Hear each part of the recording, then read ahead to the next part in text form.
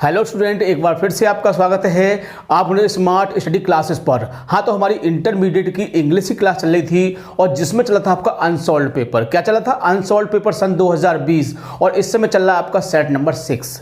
यानी कि इसके बाद एक और सेट रह गया है, यानी कि जो आपके 2020 का जो सेट था वो पूरा कंप्लीट हो जाएगा। ठीक है, तो आज की वीडियो बहुत ही महत्वपूर्ण होने वाली है क्योंकि आज की वीडियो में हम इसका दूसरा पार्ट आपको प्रोवाइड करने जा रहे हैं, जिसमें आपको बताया जाएगा जो शॉर्ट स्टोरी आपकी शॉर्ट स्टोरी बुक है उसके क्वेश्चन आंसर बताए जाएंगे और एक्सप्लेनेशन जो पोएट्री का आता है वो उसको किस तरह से करते हैं। ठीक है, तो वीडियो बहुत ही महत्वपूर्ण होने वाली है, इसलिए वीडियो को बिल्कुल भी स्किप नहीं करना है, पूरी तरह से वीडियो को देखना है। और सबसे खास बात यह है क्योंकि जो इसमें क्वेश्चन डिस्कस किए गए हैं उन्हीं में से क्वेश्चन एग्जाम में आते हैं, इसीलिए इसको पूरा देखना है। ठीक है, तो ज़्यादा समय ना वेस्ट करते हुए चलते हैं अपने टॉपिक की ओर।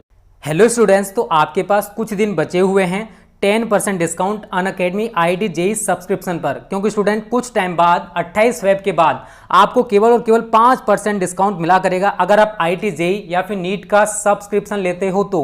और बहुत सारे बच्चे कमेंट्स करते हैं सर हमें यहाँ पर बेनिफिट क्या है, तो स्टूडेंट मैं आपको पूरे बेनिफिट्स बताऊंगा। अगर आप IIT JEE या फिर नीट का सब्सक्रिप्शन लेते हो तो आपको कितने बेनिफिट्स मिलने वाले हैं, ठीक है ना। और हाँ, आपको जब एनरोल करो तो स्टूडेंट आपको हमारा कोड स्मार्ट स्टडी जरूर यूज करना है, तब स्टूडेंट आपको 10% डिस्काउंट मिल पाएगा, अदरवाइज आपको 10% डिस्काउंट नहीं मिलेगा। ओके,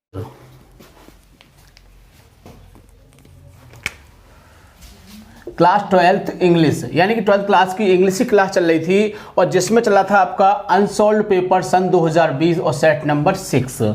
यानी कि सेक्शन डिस्कस करेंगे इसमें आपका हम ए, यानी कि पहला ही सेक्शन डिस्कस किया जाएगा और इसमें पार्ट है आपका ये दूसरा। तो इस तरह से आपके जो क्वेश्चन डिस्कस किए जाएंगे, यानी कि चौथा, पांचवा और छठा, यानी कि 3 क्वेश्चनों को डिस्कस किया जाएगा। ठीक है, तो इसमें हम उन्हीं क्वेश्चनों को डिस्कस करेंगे जो आपके एग्जाम में आने वाले हैं, यानी कि जिन क्वेश्चनों को हटा दिया गया है, जिन टॉपिकों को हटा दिया गया है तो उनको हम डिस्कस नहीं करेंगे, उन प्रश्नों को डिस्कस नहीं करेंगे क्योंकि उनको समझाना बेकार है, क्योंकि उनमें से एग्जाम में नहीं आना है। ठीक है, तो जो चैप्टर हट गए हैं उन क्वेश्चनों को हम डिस्कस नहीं करेंगे। ठीक है, तो देखिए इस समय पहला क्वेश्चन जो होगा आपका, चौथा क्वेश्चन जो होगा वो है आपका, जो आपकी बुक थी एक, यानी कि the merchant of Venice book थी, लेकिन कोविड-19 के कारण उस बुक को हटा दिया गया है, इसीलिए आपको इस क्वेश्चन को नहीं समझना है, तो इसको हम काट देंगे क्योंकि ये आउट ऑफ कोर्स है। अगला क्वेश्चन है आपका पांचवा, यानी कि answer any 2 of the following question. वैसे देखा जाए ये आपकी अनसॉल्व पेपर की क्लास है, लेकिन इसमें हम अनसॉल्व की आपको बिल्कुल ज़रूरत नहीं है क्योंकि सारा टॉपिक हम इस पर लिख देते हैं, क्योंकि जिन स्टूडेंट के पास यदि अनसॉल्व भी नहीं है तो भी वो इसको बहुत ही आसानी से समझ सकता है। ठीक है ना, तो इसमें हम क्वेश्चन जो करेंगे डिस्कस में आपका चौथा क्वेश्चन जो आपके एग्जाम में से हटा दिया गया है जिस बुक को, तो उसको हम आपको नहीं समझाएंगे।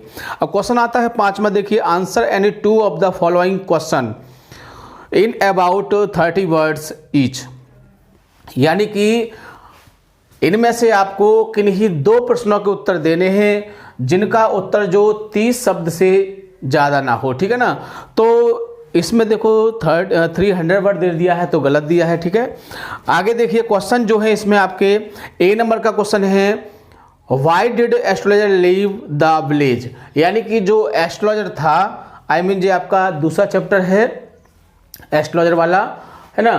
तो इसमें क्या है, इसमें जो क्वेश्चन पूछा है, क्वेश्चन नहीं लिखा केवल हमने आंसर लिखा है, तो क्वेश्चन को हम इसमें बता देते हैं आपको, यानी कि why did astrologer leave the village, why miss क्यों, डिड द एस्ट्रोलॉजर यानी ज्योतिषी ने, लीव माने छोड़ दिया, द विलेज मिस गांव, यानी ज्योतिषी ने गांव क्यों छोड़ दिया था। तो देखो हमने इसकी आपको बहुत अच्छी तरह समरी बताई थी कि ज्योतिषी ने गाँव क्यों छोड़ा था, यानी कि वो 2 लोग थे जो गांव में सगे भाई मित्रों की तरह रहते थे, लेकिन एक दिन उनमें कुछ झगड़ा हो गया और झगड़े के कारण उसमें से एक दोस्त ने दूसरे के चाकू मार दिया, यानी उसको मार दिया और मार के उसको कुएं में फेंक दिया और वो वहां से भाग गया था। क्यों भाग गया था? क्योंकि उसको डर था कि अब कहीं पुलिस आएगी तो मैं पकड़ा जाऊंगा, इस वजह से वो सजा की डर की वजह से भाग गया था। तो यही पूछा है उसमें कि जोशी ने गांव क्यों छोड़ा था, तो इसका आंसर देख लेते हैं। The astrologer left the village, देखो इतना तो क्वेश्चन में से ही ले लेंगे हम, जोशी ने गांव छोड़ दिया बिकॉज, क्योंकि ही किल्ड ए मैन, क्योंकि उसने एक आदमी को मार दिया था सम ईयर्स एगो, कुछ साल पहले, यानी उसने कुछ समय पहले एक आदमी को मार दिया था, मार के कुएं में फेंक दिया, थ्रो इनटू द वेल कह सकते हैं। सो इसीलिए ही वांटेड टू सेव, इसलिए वो बचना चाहता था द पनिशमेंट, किससे, सजा से। तो वो सजा से बचना चाहता था, इसीलिए क्या किया, इसीलिए उसने अपना गांव छोड़ दिया था। ठीक है, समझ गए होंगे, बहुत ही आसानी से लिख सकते हो।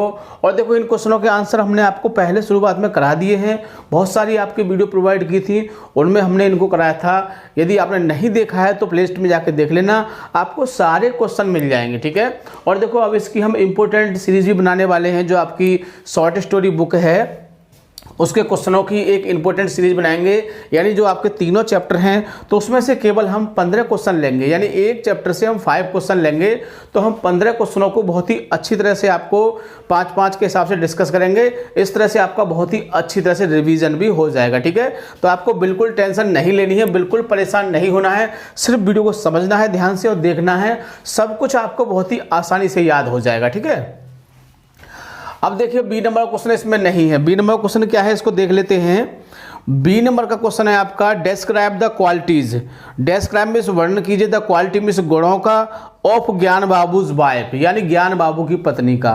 तो ये आपका ए स्पेशल एक्सपीरियंस आपका चैप्टर है, जो आपके सिलेबस से हटा दिया गया है, इसलिए हमने इस क्वेश्चन को लिखा भी नहीं है। ठीक है, अगला क्वेश्चन देख लेते हैं, सी वाला क्वेश्चन कौन सा है।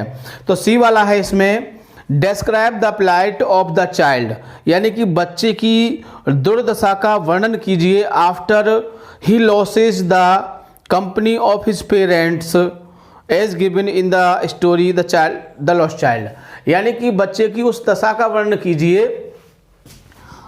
जब उसके माता पिता का समूह उससे खो जाता है, आई मीन उसके माता पिता उससे खो जाते हैं कहानी द लॉस्ट चाइल्ड में, तो बच्चे की क्या दशा होती है, तो इसमें ये पूछा है। ठीक है, तो देखिए after the child losses company of his parents in the story the lost child, कहानी लॉस्ट चाइल्ड में जब बच्चा अपने माँ बाप से खो जाता है तो क्या होता है, the plight of the child, यानी बच्चे की जो दुर्दशा थी बिकेम वेरी बैड, बहुत बुरी हो जाती है, यानी कि बच्चे की दुर्दशा कैसी हो जाती है, बहुत बुरी हो जाती है, यानी कि बहुत परेशान हो जाता है बच्चा। ठीक है, ही कैन नॉट एंजॉय एनीथिंग, उसको बिल्कुल भी आनंद नहीं आता है, in the absence of his parents, अपने माता पिता की अनुपस्थिति में, यानी अपने माता पिता की अनुपस्थिति में बच्चे को बिल्कुल भी रुचि नहीं है किसी चीज़ में, यानी कि जिस चीज़ के लिए उसकी पहले बहुत ज़्यादा इच्छा थी, गुब्बारे चाहता था, मिठाई चाहता था, फूल माला चाहता था, झूला झूलना चाहता था, लेकिन पिता के खोने के बाद, आई मीन माता पिता के खोने के बाद उसके सारे इंटरेस्ट, उसकी सारी रुचियां थी, सब खत्म हो चुकी थी। तो इसमें यही बताया गया है। ठीक है, अगला जो छठा क्वेश्चन आता है वो आता है आपका explain with reference to the context. यहाँ भी लिखा है देखो explain with reference to the context, यानी कि आपको एग्जाम में 2 पैसेज दिए होंगे, 2 स्टेंजा दिए होंगे, और जिसमें से आपको किसी एक का आपको क्या लिखना है, रेफरेंस, कॉन्टेक्स्ट और एक्सप्लेनेशन लिखना है। ठीक है, तो फर्स्ट ऑफ ऑल क्या होता है कि हमको स्टेंजा को पहचानना है। क्या है, पहचानना है, क्योंकि जब तक आप स्टेंजा को पहचान नहीं पाओगे आप उसका रेफरेंस नहीं लिख सकते हैं। क्या लिख सकते हैं, रेफरेंस। और यदि आपने रेफरेंस नहीं लिखा है या फिर गलत लिखा है तो मान लीजिए ये 10 मार्क्स का क्वेश्चन है, तो मान लीजिए इसमें केवल आपको 3 या 4 खींच के 5 नंबर मिल सकते हैं। और यदि आपने रेफरेंस सही लिखा है तो यही प्लस आपके 9 तक पहुंच सकते हैं। कितने हो सकते हैं, 9। तो ध्यान रखें आपको जो रेफरेंस लिखना है बिल्कुल सही लिखना है। ठीक है, तो रेफरेंस सही लिखने के लिए क्या होना चाहिए, हमको स्टेंजा पहचानने में आना चाहिए। ठीक है, क्योंकि जब तक हम स्टेंजा को नहीं पहचान पाएंगे हम इसको ठीक प्रकार से लिख भी नहीं सकते हैं। तो देखो स्टेंजा पहचानने की कुछ कंडीशंस होती हैं कि उनको हमें ध्यान से देखना है और कुछ शब्दों को अपने दिमाग से उसमें इंडिकेट करना है पैसेज में, स्टेंजा में, कि ये शब्द आ जाएगा तो इस चैप्टर का होगा। क्योंकि यदि आप हिंदी बेस पर भी कर सकते हैं, यदि आपको अच्छी तरह से हिंदी याद तो भी कर सकते हैं।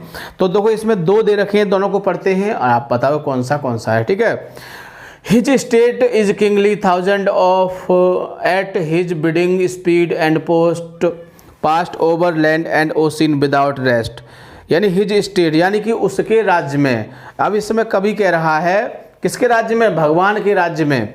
यानी भगवान के राज्य में क्या होता है, 1000 at the his bidding speed, यानी कि उसकी सेवा करने के लिए, भगवान की सेवा करने के लिए हजारों लोग तैयार रहते हैं।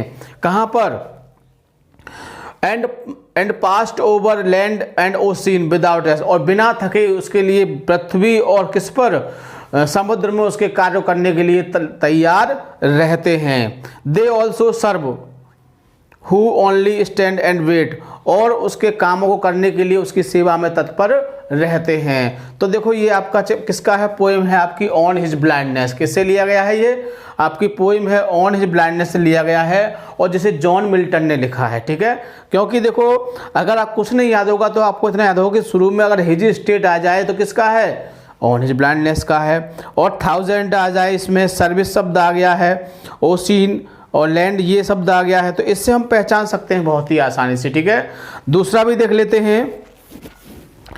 दूसरा है who has his life and rumours freed. देखो र्यूमर्स आ गया, अफवाहें। Whose conscience is his only test, उसकी आत्मा ही उसका शरण स्थल है। Best whose state neither flatters feed, उसे झूठी चापलूसी पसंद नहीं है। Now read make observe great. तो देखो अब इन शब्दों से पहचान चुके होंगे कि ये हमारा पहला ही चैप्टर है character of A happy life, और बहुत ही अच्छी तरह से आप इसे पहचान सकते हैं। तो देखो मैंने एक तरीका भी बताया था कि हु अगर आ जाता है किसी वर्ड में तो आपका इसी चैप्टर का होगा, ये भी इसकी पहचान थी। और देखो एक और आता है कि वेयर शब्द आता है तो वो माई हेवन का होगा। ठीक है ना, इस तरह से मैंने प्रत्येक की आपको बहुत अच्छी पहचान बताई थी जिससे आप पहचान सकते हैं। ठीक है, लेकिन हम इसमें केवल एक को ही डिस्कस करेंगे, एक को ही हम आपको बताएंगे। तो इसमें हम डिस्कस करेंगे आपका जो पहला वाला है जो स्टेट वाला, इसको ही डिस्कस करेंगे, क्योंकि पिछले जो आपका सेट था उसमें हम इस वाले को डिस्कस कर चुके हैं, पिछले वाले को। ठीक है ना, तो बहुत ही आसानी से देखो समझ सकते हैं। और यदि आप इसको भी देखना चाहते हैं तो प्ले लिस्ट में जाकर हमारी आप इसकी वीडियो को देख लेना, बहुत ही आसानी से आपकी समझ में आ जाएगा। ठीक है, तो स्टार्ट करते हैं, इसको देख लेते हैं। तो पहला टॉपिक होता है रेफरेंस। तो these lines have been taken, यानी कि ये पंक्तियां ली गई हैं from the sonnet.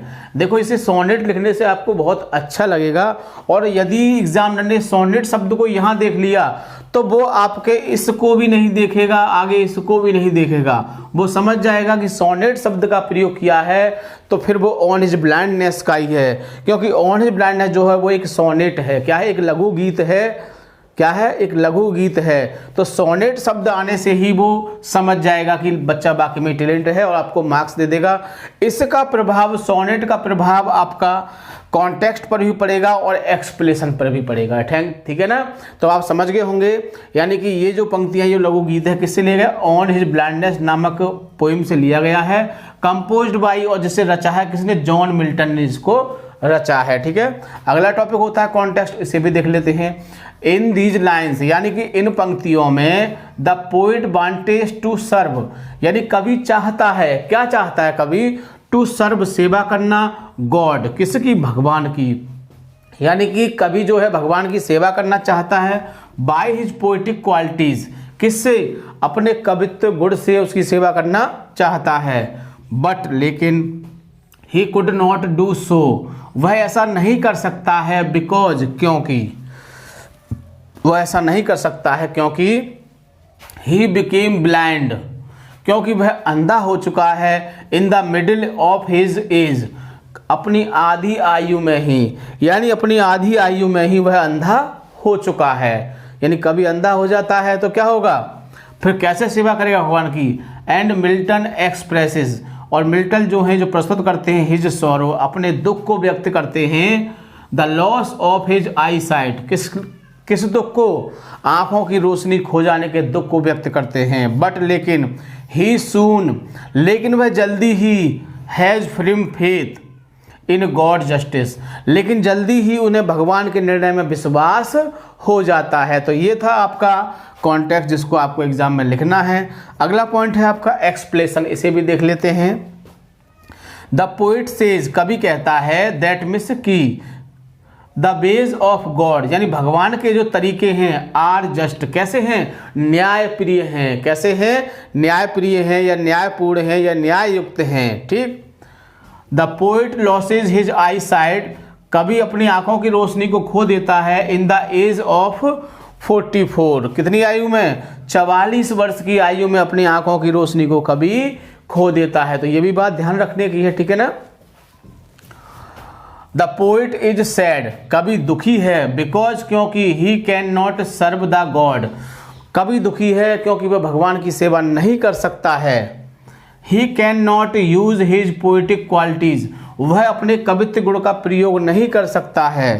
He complains, वह शिकायत करता है, that God need not his service, कि भगवान को उसकी सेवा की आवश्यकता नहीं है, भगवान को उसकी सेवा की जरूरत नहीं है। सून, जल्दी ही रियलाइज, वह महसूस करता है, हिज मिस्टेक, अपनी गलती को, जल्दी ही वह अपनी गलती को स्वीकारता है।